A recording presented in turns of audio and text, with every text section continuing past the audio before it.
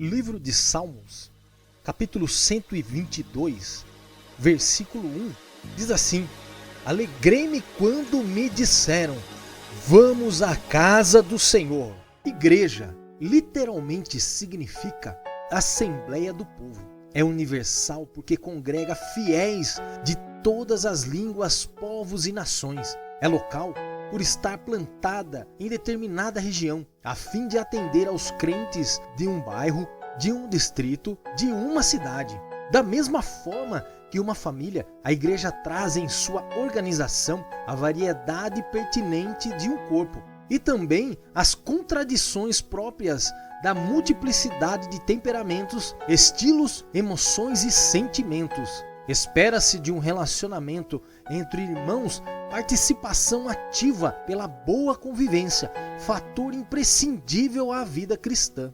A igreja deve ser considerada um organismo, algo que possui e gera vida, ou uma organização, caracterizada pela estrutura e pela forma. Esta pergunta tem sido postulada de várias maneiras e por vários motivos durante toda a história do cristianismo.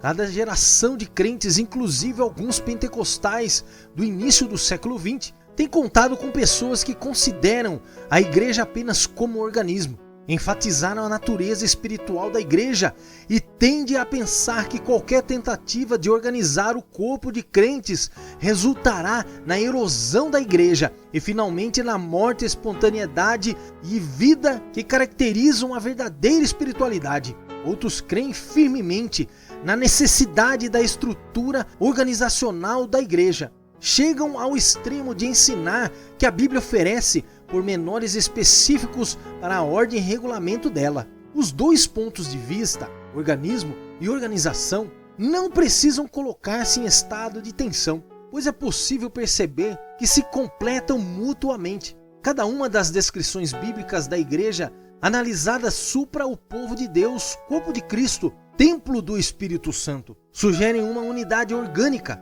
A igreja, para poder levar o evangelho a todo mundo e fazer discípulos de todas as nações, necessitará de algum tipo de sistema organizacional para o emprego mais eficiente de seus recursos. Um exemplo prático de igreja, ou seja, a família. A família que serve a Deus apenas na igreja perde a maior parte do tempo, pois não se edifica na fé, nem prospera na vida espiritual.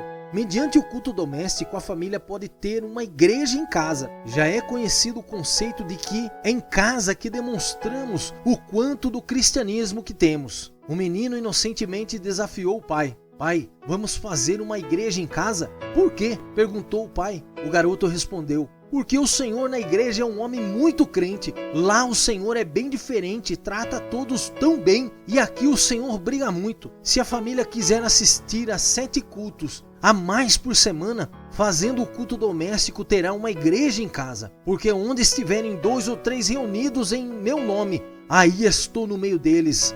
Mateus capítulo 18, versículo 20. Essas palavras nos ensinam duas coisas. O culto doméstico é o momento em que toda a família se reúne para estudar a palavra e orar, sendo, portanto, uma oportunidade para que todos desfrutem da presença do Senhor e recebam a sua força. O reconhecimento da presença de Deus requer que todos tenham um comportamento santo no lar. A igreja é a família é a igreja. Deus te abençoe.